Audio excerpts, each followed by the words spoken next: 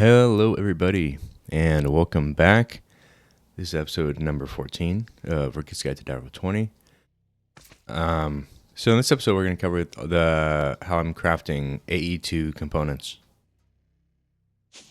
As last time, we covered how you can make this setup here with and produce infinite Certus and intro crystals. So we'll start over here. This right here is making sky steel ingots with 16 Certus, charged Certus, 16 iron, and 16 skystone. That's used for mega storage.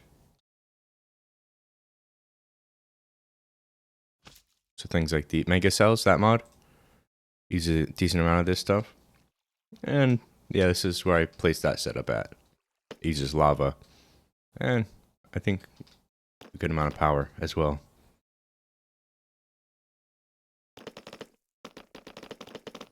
Now let's cover this here. This is my singularity farm right here. As you can see, I have 262,000 singularities, and each of these singularities takes 256,000 items. Now, how am I doing that? I have 11 matter condensers right here from regular AE. And then I'm using extended export buses with max acceleration cards. I guess I forgot one there for some reason. What?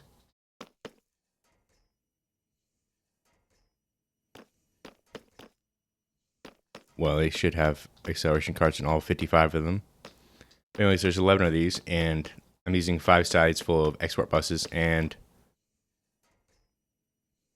they should have acceleration cards in them, which for some reason they don't. But this produces a lot of singularities very fast. I think I was doing about 10,000 a day, maybe, which is impressive because if you've ever messed with Ae2, you know these take forever to make because they take so many items. And I'm doing that by exporting the infinite cobblestone from the system into each of these on 5 sides, as you see. I used 55 channels, which is a lot, but at the time I really needed singularities. This is these 2 lines here that go to the controller. And yeah, that was very important because advanced AE, were with the mod that has that computer back there, the quantum computer, the purple one, takes a lot of singularities. And also my armor took about 600 of them. That being said, I have far more singularities than I could ever use at this point. Let's see. Next, we'll talk about what's going on here. We have some more reaction chambers here. This one right here is producing intro-infused ingots with 32 intro dust, as we were making upstairs. 32 gold ingots and 32 lapis lazuli. And we've got that pattern provider on there, creating those when it requested.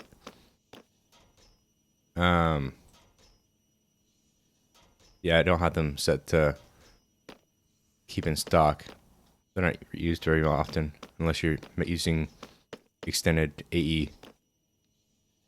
Now this one here has lava in it, and the purpose of this is to create shattered singularities. 1 singularity into 2 shattered singularities, which you crush down into a dust, and it turns into quantum infused dust, which then you would use to create quantum infusion. When I made this recipe was broken. It wouldn't show the item here, so I had to kind of figure it out. But yeah, that fills up in an automatic system. Just exports automatically the dust. I shatter it here, and then I have the crusher upstairs that makes the dust for me fast, and that goes into here, which is used to make quantum items from Advanced AE.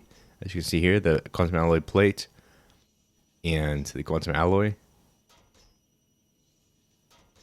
And as you can see, the quantum alloy plate takes nether stars. And I needed quite a few of those, which is why the wither farm was invaluable. What else?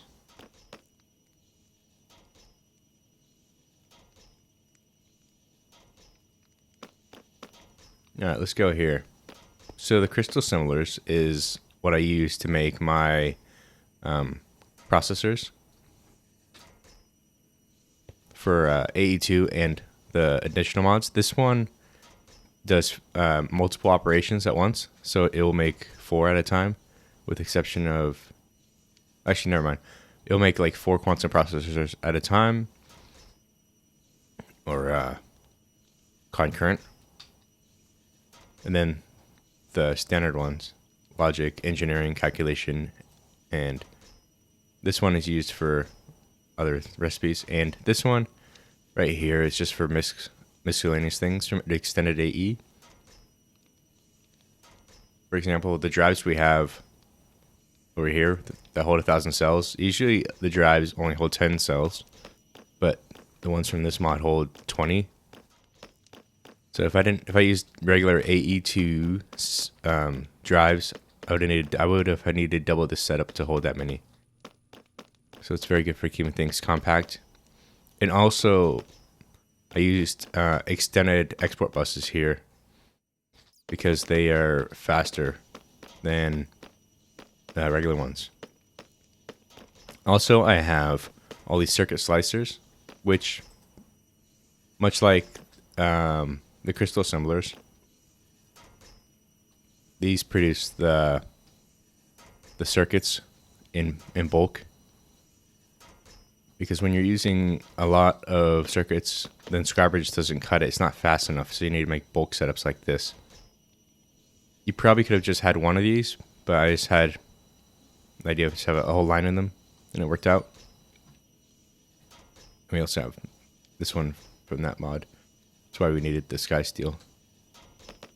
And this makes glass. We might have covered that in previous videos, but crush it. Same system as upstairs with the silicon.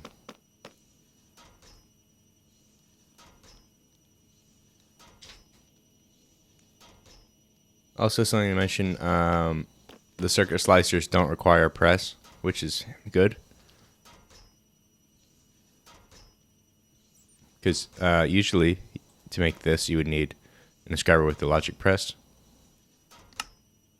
Now, these take all the presses, but you can duplicate them easily, and it's not that big of a deal.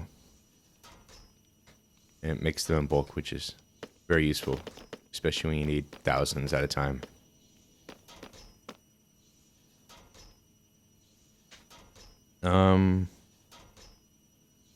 Looks like that's all that we're gonna cover for this episode. I just wanted to cover the components that we're making. And I wanted to add these solar panels upstairs. And I have a couple more crafting right now. Even though I upgraded the lead, or I switched over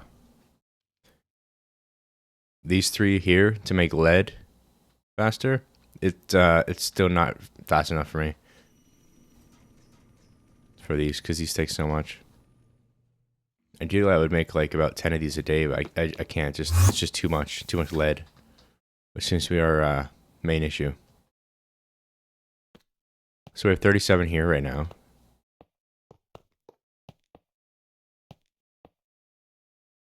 Now we have 42, and we'll update that here.